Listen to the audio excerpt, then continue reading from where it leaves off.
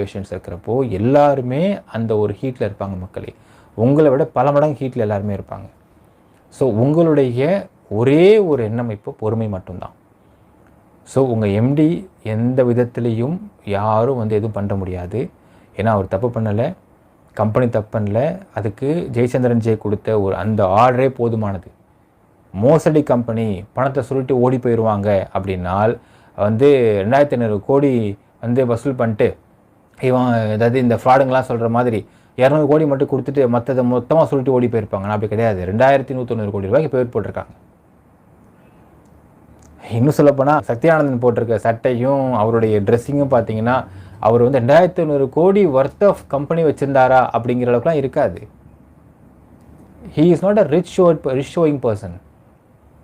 வேலை வெட்டி இல்லாத டுபாகூருங்கெல்லாம் வந்து பந்தாவாக தெரிஞ்சுக்கிட்டு இருக்கிறப்போ இவ்வளோ பெரிய கம்பெனி நடத்திக்கிட்டு இருக்கிற மனுஷன் அவர் பார்த்தீங்கன்னா ஒரு சட்டை போட்டிருப்பார், சட்டை பிச்சுட்டு பிதுக்கிட்டு கிடக்கும்.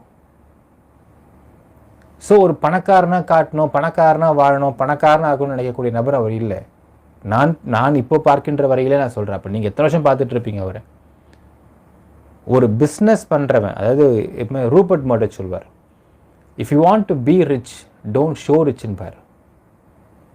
அந்த மாதிரி ஒரு நபர் தான் அவர். கம்பெனி அப்படிங்கிறது தனி கதை, கம்பெனி பிஸ்னஸ் பண்ணுறது அப்படிங்கிறது தனி உலகம். அது அப்படி இருந்த ஒரு மனுஷன் இப்போ ஜெயிலில் இருக்கார், ப்ரிசனில் இருக்கார். அப்போ அவருக்கு எவ்வளோ ப்ரெஷர் இருக்குன்னு யோசிச்சு பாருங்க. ஸோ எல்லாருமே பெயிலில் வெளிவருவதற்கு தான் போராடிக்கிட்டு இருக்கிறாங்க. பட் எல்லாத்துக்கும் நம்மளுடைய ஸ்பீடுக்கும் நம்மளுடைய ஒரு அர்ஜென்சிக்கும் லீகல் சிஸ்டம்ஸ் அப்படி இருக்காது. It needs some timing. ஒரு டைம்